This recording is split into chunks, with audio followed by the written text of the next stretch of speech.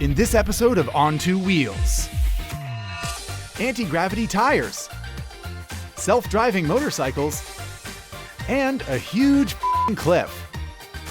This is Bikes Towing Bikes in the American Southwest. Hey guys, welcome to another episode of On Two Wheels. Now, we've been doing this show for a while and we figured it's probably about time we rode some dirt bikes. Yeah, and as you probably noticed, these two bikes behind us, not dirt bikes. They are, however, towing dirt bikes. Yeah. While most sane people, when they want to ride trails or moto, they put their bike on a trailer, pull that behind a truck, or put their bike right in the back of the truck. That's not our style. That's not how we do it on Two Wheels. So we came up with quite possibly our best idea yet. Yeah, or our worst idea yet, depending on how it turns out. The goal is Utah. Tell the viewers, how you getting there, Ari? Well, taking up these two parking spots is the Kawasaki Voyager 1700. This is 900 pounds of Japanese American style touring. I got a big old V-twin, which is gonna be towing 230 pounds of KX250F motocrosser, which I would like to point out, I don't really know how to ride. Yeah, you'll be fine, We'll I'm figure sure. it out. Yeah. What are you riding, Zach? I'm glad you asked. In the red corner, Honda's venerable Goldwing. That's 1,832 cc's of flat six power, adjustable everything, more buttons than a NASA module. And behind it, Honda's CRF250X, which I also don't know how to ride. So, dirt bikes, hopefully. Touring, probably. Yeah. Adventure, certainly. Ah, yes. So, Utah or bust.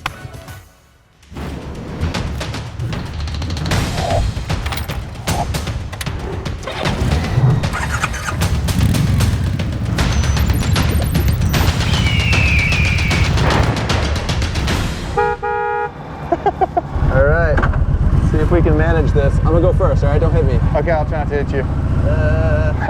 God, that's a good looking rig. Nothing like jumping into the deep end of the pool to learn how to swim, or in this case, merging onto the 5 freeway headed north.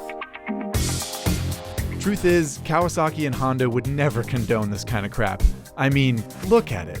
You got extra weight, you got extra wheels, there's a lot that could go wrong. Especially when it's a $200 homemade Harbor Freight trailer that you put together with your idiot friend. But as it turns out, riding with this setup wasn't nearly as terrifying as we thought. The bikes have plenty of motor to pull the load. So you just turn with caution, brake early, and ultimately, you just gotta relax and cruise. Still, steering these rigs required some concentration, which isn't always easy when temperatures are hitting triple digits. Well, my clothes have nearly dried from the sweat dousing they received while sitting in traffic, but pretty sure I'll soak them again soon. Seeing as the big thermometer says it's 106 degrees. Pleasant temperature to just be kind of outside and in nature. My traveling companion's very patient. He doesn't mind sitting around or waiting if I have to take a minute to... I'm gonna tear your head off if we don't get on the bike for the next 30 seconds.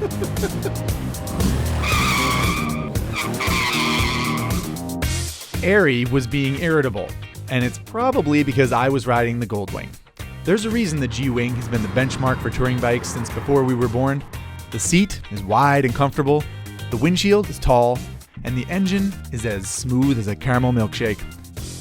In spite of what Zach may think, Kawasaki's Vulcan is a sweet slice of hot metal. Cruise control and a crankin' sound system made the miles slide by. Although, I'll admit, my legs were straight roasting next to the cylinders of that big V-twin. Luckily, after teetering through traffic, detouring to see some landmarks, and sweating it out across the desert, we finally rolled into Sin City. Perhaps the one place on Earth with stranger sights than bikes on bikes. Here it is, man. We're at the center of the strip. It's been a nice day riding.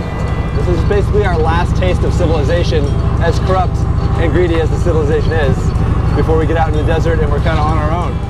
Yeah, absolutely. And also, you know, Vegas isn't my favorite place, but it's a good landmark to hit. This is pretty cool, cruising through here at dusk with all the lights coming on and stuff. Totally, man. It's been a good day, long day in the saddle, but I've certainly enjoyed it, and I'm definitely looking forward to riding some dirt bikes tomorrow. Yeah, we only got a couple hours to bomb across the desert, find our campsite, and tomorrow we'll be ripping around the dirt. It's gonna be sweet.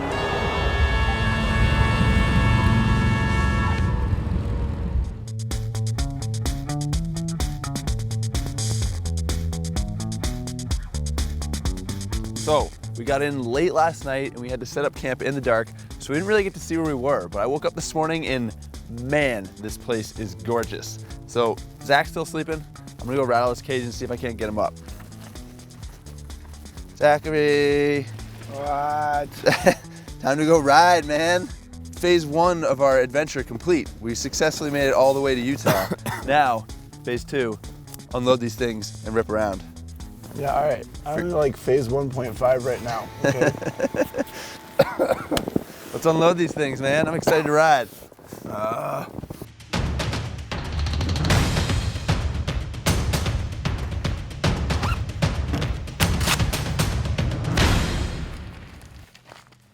Lasers or rainbow? Lasers. All right, as long as you're confident.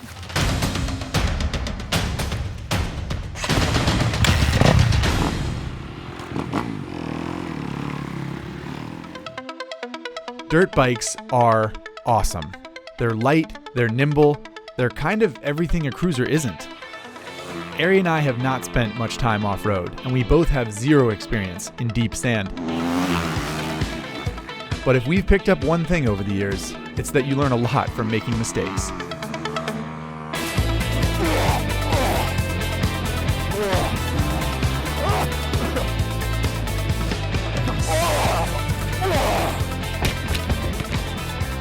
Saw that coming. This is hard.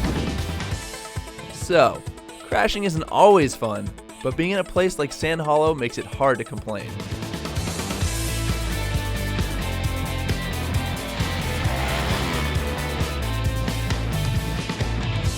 The terrain in Utah is epic.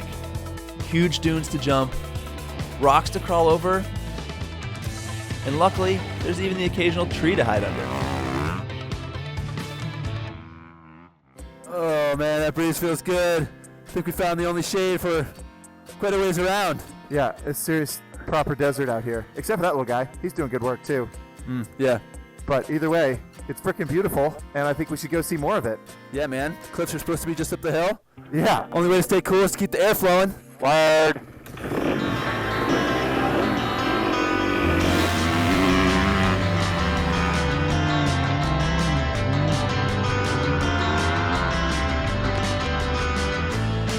The more we rode, the more comfortable we got. Sometimes maybe too comfortable. Oh man. Yeah, that's a long way down. I'm not one for heights. But man, talk about scenery.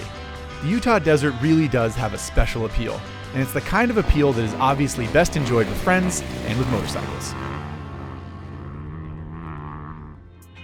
Man, this is so much fun. I know, dude. This is so rad. Why don't we do this more often? I don't remember. I do not So know, sick. but man, it's just so much fun, and it's so much more enjoyable on bikes that are like meant to go off-road. Yeah, truth. Well, I mean, KX250F, not really a trail riding bike, but No, you're right. I mean, it's a motocross bike. It's made for blasting berms, made for hitting jumps. Yeah. But still, it's doing it for me, man.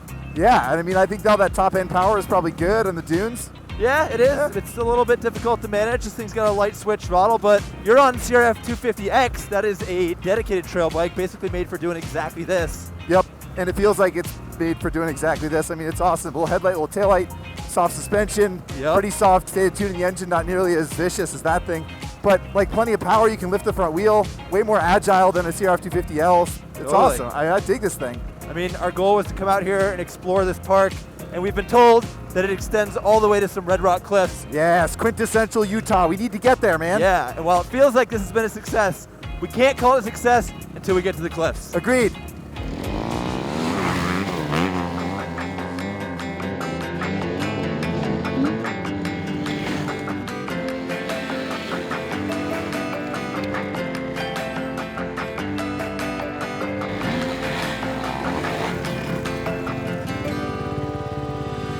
Now we can call this trip a success. Yes, word. I mean, this is the Utah we had in mind when we set out. This is freaking epic. Absolutely. I mean, we left Orange County on a drizzly day with our touring bikes, our trailers, and our dirt bikes. We had an incredible road trip, rode through landmarks, incredible different terrain, and then we got to ride this stuff all day. I mean, just the best off-roading I've ever done. Yeah, it's so cool. Dunes, slick rock, and everything in between.